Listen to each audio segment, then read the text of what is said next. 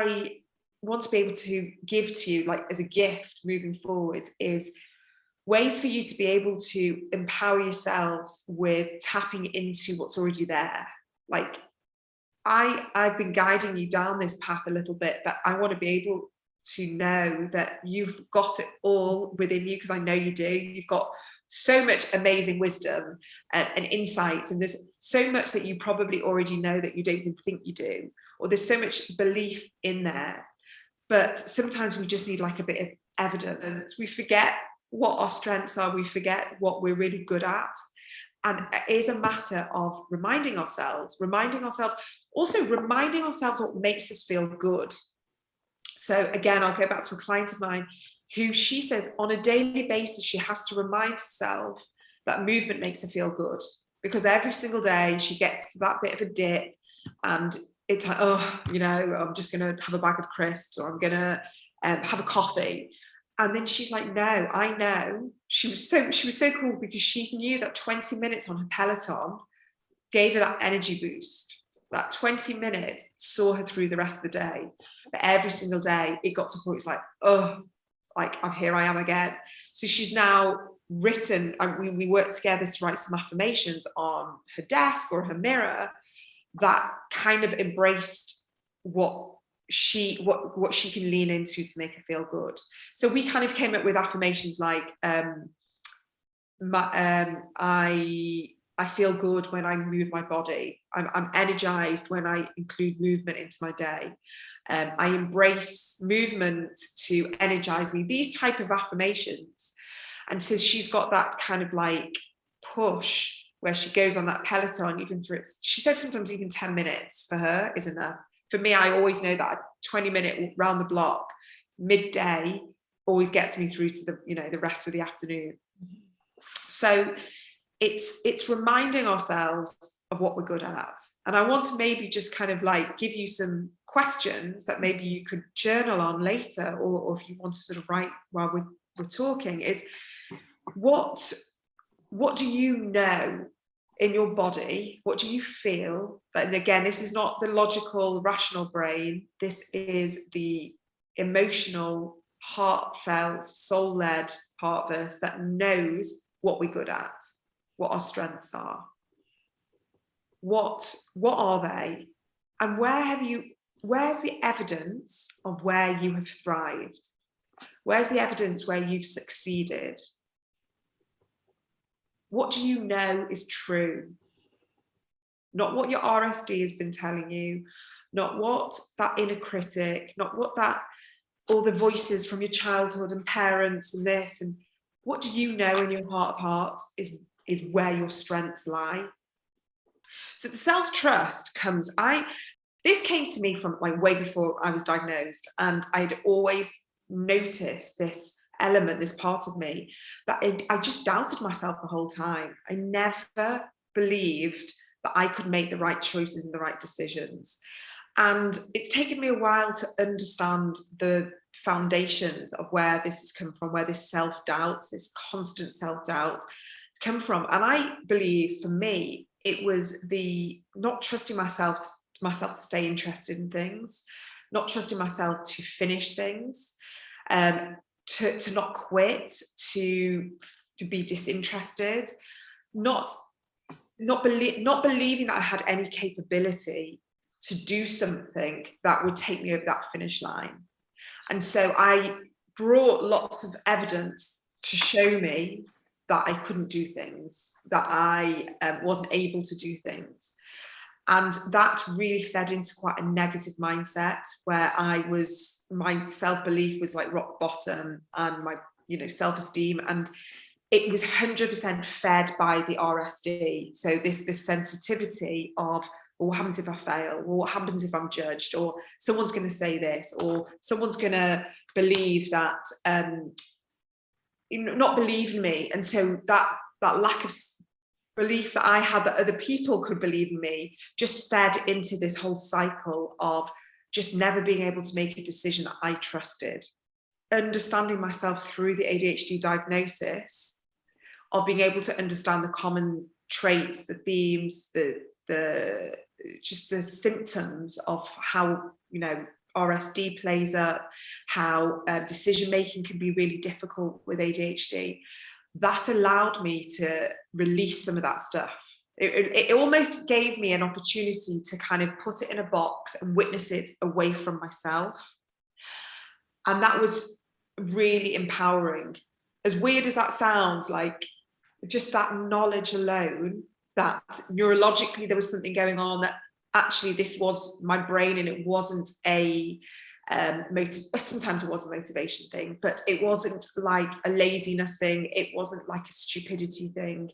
It wasn't like I wasn't trying hard. It was allowing me to witness what had been going on historically, and then enable me to make decisions and choices that were based more on feelings. And so this is something, again, that I never understood. And so going back to, I used to make decisions all the time, like with this logical, rational brain. And the logical, rational brain in ADHD often is, that's our executive functioning.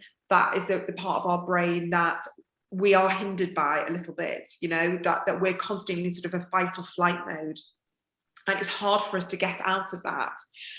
And it's very much based on changing the way we live our daily life, or bringing in more calm, more rest, more pausing, more space, more opportunity just to sort of sit there. And I don't even call this a meditation. Some people might. I just sort of sit there and just close my eyes and just have this opportunity to ground myself and put my hand on my heart, my stuff. This is where we need to start making more decisions, is that from the heart and from the gut.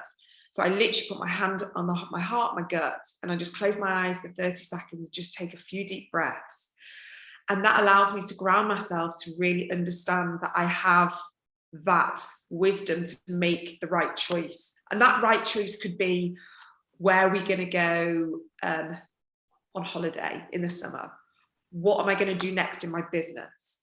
What's the best choice to make when I'm going to have a tricky conversation with someone, and my RSD and my fear of like upsetting someone, my people pleasing, and all of that start coming into play. And I just go back to that. Okay, how do I want to feel? How do I want this outcome to be? What's the best situation that could come out of this? And just having this small practice of just like pausing, connecting, reflecting, allows me to step away from that doubt and to lean more into that self-trust that I had felt that had been lacking, my whole life. Because I couldn't understand how other people would make decisions. Like, they'd just make a decision and they'd be okay with that decision, and they wouldn't overthink the decision. And now I can make a decision and be okay with the decision, with whatever the outcome is, because I've made the decision. And I now believe that whatever that outcome is going to be for the right reason. Whether it works well or doesn't work well is going to teach me a lesson. So whatever I decide, there's going to be something that comes from it. I'm going to grow and learn. And that for me was really pivotal.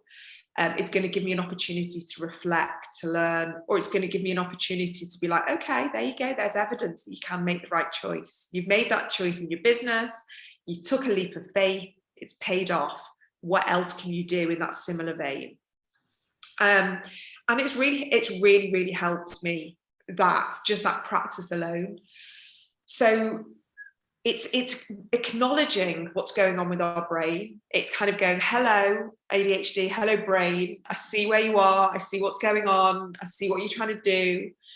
Allow it to have like a bit of space, to show me what I'm scared of, where the fear is, what's trying to conjure up, what is maybe trying to sabotage to keep me safe. And then it's like, okay, what can I do now with what I do have at my disposal? And with ADHD, we are highly sensitive. I believe energetically we can tune into situations. We can read. We've got this sort of way of just being able to, I don't know, just be a little bit more intuitive than others. So let's bring that strength. Let's bring that. And, sometimes, I don't know if you like listen to a piece of music, or you watch something that's really moves you. Like, I will always get like the hairs on my arms just stand up, I'll just get goosebumps. And that is just something in my body trying to tell me that I'm really moved by that. Like emotionally, I'm charged by that. And so I'm trying to lean more into those sensations in my body that make me know whether it's a good decision, it's whether I want to kind of lean into that choice, or I kind of want to take a bit of a step back.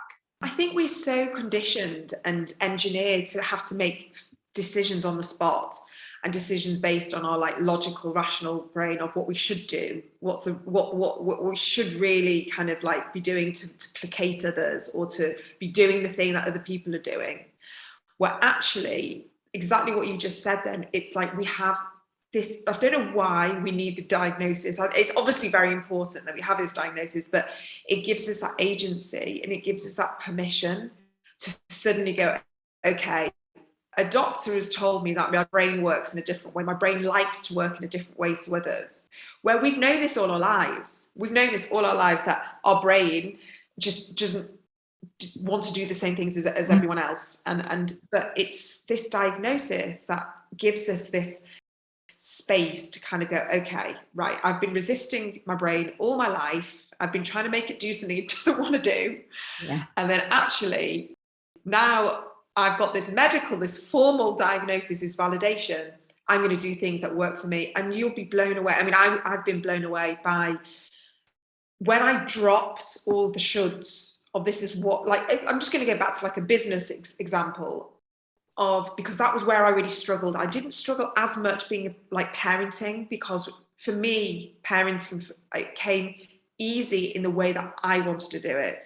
And there was no one there. And I felt quite confident that if I just parent, I think it's because it was so much emotion, and there's so much love and dedication and honesty that I felt I could bring to my children. I didn't care what other people thought about that. And I still don't.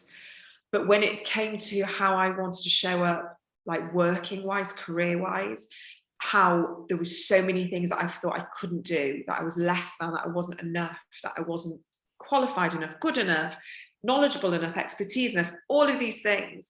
When I got my diagnosis, it was like, you know what? I'm going to work in the way that works for me, that helps me become more successful and like grow my business and become more confident.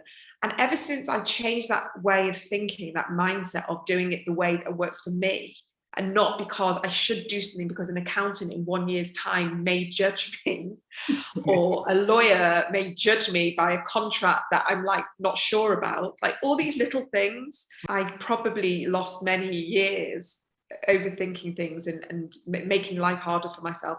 But I'm not one to, listen, you learn from all of that. And now we've got these opportunities as women who have more of an understanding of themselves and an understanding of their brain. How can we keep leaning into that brain more? How can we keep utilizing this amazing brain that we've got, that sometimes doesn't fit into sort of society that we are familiar with? I have a feeling that we're all live in communities and neighborhoods that, there's probably lots of neurotypical people, and we work in these environments and we socialize with people, and we have friends and family that perhaps don't understand ADHD to the nuances that we do. So instead of worrying about having to explain ourselves to everyone, how about we start working to make our life easier and more effortless and more enjoyable? Because once we do that, I personally think that has a knock-on effect, in all areas of our life, where we can model to others, where, the amount of women that come to me and message me, on Instagram, people I know, and, random people who I've bumped into, over the years, and they go, I've been watching you, and listen, I really think that I've got ADHD, and, I don't know what to do. And I just think it's so much more common than we think.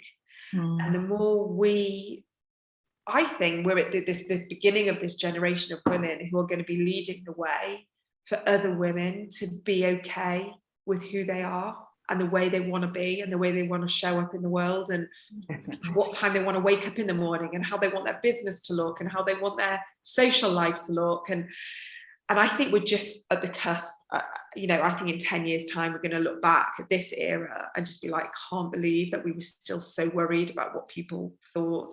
I think the awareness is just at the beginning. But it just made me realize that we just think we should keep believing all these thoughts. And I think with RSD, especially, when it's been there all our lives and it showed up in different ways. Like, we will have had RSD growing up at school and kids. And as we mature, it kind of feels more intense in different ways. But that RSD was informing us of all our life choices and making us second guess ourselves and overthink situations and believe things that potentially weren't as dramatic as they are. I'm not saying that the situation, I would never want to gaslight ourselves. That the RSD is there, something probably happened, and there was definitely a trigger, but the way we react to the RSD will dictate weeks, days, hours of our life, where another person would be able to brush it off and kind of just like move past that. And so we have to constantly recognize that element of, do we need to go there? Like, are we using this as a way to self-sabotage? Are we doing this for a way because we are scared of what potentially could be around the corner? Like, what success? I think this is also another thing that's really important, is that I think sometimes we're scared of our own success. We're scared of our own potential because we're going to mess it up. So we are scared that we could maybe go to the next level, mess it up, and then there you go. Look, you see evidence that we're messing something up again. We're not finishing something. So sometimes it's easier not to even go there, not to get started, because we've already gone 5 steps ahead. We're already 5 steps ahead of all the things that could go wrong, all the things that people are going to say to us, all the judgment, the criticism. So what's the point in starting? What's the point in trying? And then we go, we're limiting ourselves again. I think is the most exhausting part of ADHD. Imagine, it's like being in a horrendous marriage your whole life, a toxic, horrendous marriage, because you're there and you're living with yourself, with your brain, with the inner critic, however you want to call it, however ADHD shows up, and you're constantly fighting. And then when the spouse moves out and you're no longer in that toxic marriage and you kind of can breathe again, it's like, oh, okay. And I think when we get the diagnosis, it's almost like that acknowledgement of like, okay, I'm hands up, I'm surrendering now. It's like, okay, I'm done with the fighting. See it as like this permission slip, or it's almost like you've suddenly been given this permission slip to live more authentically, and you're dropping the mask. We hear about this a lot, that we've spent all these years, and again, that mask is what's leading to the burnout and the exhaustion and the fatigue and just the lack of just anything, because it's so exhausting just living in this state, this state of trying to be someone better, trying to be the better version of yourself. It's like you're just constantly competing with this version of yourself that you've never seen. I don't believe that you kind of just go, well, this is it. I'm just going to be really messy and really like late and really angry and emotionally dysregulated. I believe that we can help ourselves in lots of different ways by getting the support, delegating, reading, embracing like more joyful activities. I genuinely believe that when we just put our hands up with a bit of surrender, a bit of acceptance, and we just go, I'm just going to be me, just be a bit of a happier version of me.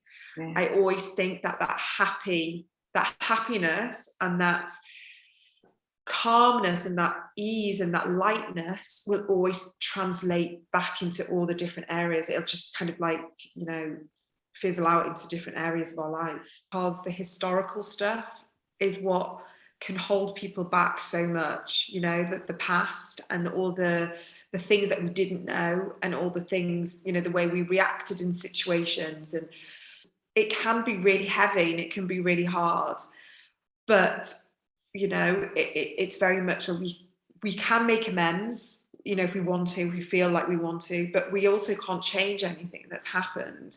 And so with the RSD, especially because I think so many of us have heard you're so sensitive, or, you know, you overreact, and these beliefs that other people have put on you, it's really hard, because when we do react in the way we do, it's almost like we've got to, like, we're already aware that people are going to think we're oversensitive. We're already aware that people are going to say, well, there you are losing it again, or like, there you are having another meltdown. And I had it the other day. I had it the other day where me and my husband had an argument, and I could feel my blood boiling. I really could. And it was like, he's going to say, like, there you are again, like, you need to calm down. But actually, my reaction was justified, because he'd forgotten to tell me something really, really important that had a big knock-on effect. And I was like, but this reaction's justified right now. You need to understand that. And it's not me being like overly emotional and overly sensitive. But over time, you know, over the years, it has been harder, because it's always going to be there. Like, sometimes the way I react to things is always going to be there. But now I have distance, and I have perspective. And that perspective for me has been like hugely empowering. You know, someone the other day, I had a client, and she was in her late 40s. She had a really difficult life and lots of difficult family stuff going on. And she explained to me something that happened about her cooking. And she says, well, I don't cook anymore because I know I'm not very good, and and like, people don't really like it. And I said, has this been a theme throughout your life? And she said, yes. And I said, do you know about rejection sensitivity dysphoria? She said, what are you saying? And she had no idea. So she was self-diagnosed ADHD. And she said to me, this was probably the most pivotal conversation of her life. Wow. Because she said, I had no idea that this was a thing. And I've had this on several occasions with clients who are newly diagnosed or newly in this journey. And I talk about rejection sensitivity, and they're just like, minds are just blown, because this has been a theme throughout their lives of so much shame and embarrassment, and so much self-containment, and also gaslighting themselves and not standing up for themselves, and second guessing themselves, which is all connected, because we are scared of our reactions. And then when I told her about it, and she then started reading about it, as we all do, and did all this research, and then she sent it to her husband and her kids, who were older and you could understand it. And they were all like, Mum, you know, this is you. This has been you for such a long time. And she was so grateful just to have that acknowledgement and that awareness alone, I think, has probably helped her on a, you know, a much deeper, like, healing level. So it's just crazy that these are, you know, we're all educated, intelligent women, and these are all my clients, are all the same, like, want to research, curious, interested, and they don't know these specific things that have been plaguing them their whole lives. And then to get a realization like that, to be able to join the dots and connect all the different things together, it's mind-blowing how life-changing it can be.